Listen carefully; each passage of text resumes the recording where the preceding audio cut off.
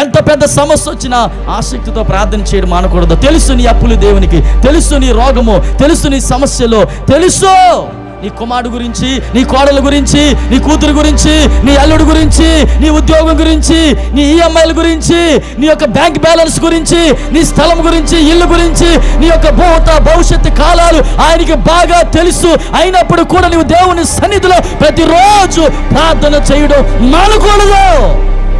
ప్రభు పాదాలు పట్టుకోవాలి, కన్నీటితో ప్రార్థన చేయాలి, విజ్ఞాపన చేయాలి. యేసయ్యా, ఈ ఆసక్తి ప్రార్థన నా జీవితాన్ని, నా బ్రతుకును, నా ఫ్యూచర్ జీవితాన్ని ఆశీర్వాదకరంగా మారుస్తుందని నమ్ముతానని చెప్పి మోకారించిన చోటనే దేవునికి విజ్ఞాపన చేయగలిగితే అసాధ్యం నీ జీవితంలో సుసాధ్యం అయిపోతుంది. చప్పట్లు గట్టిగా దేవుని నామాన్ని మహిమపరచు.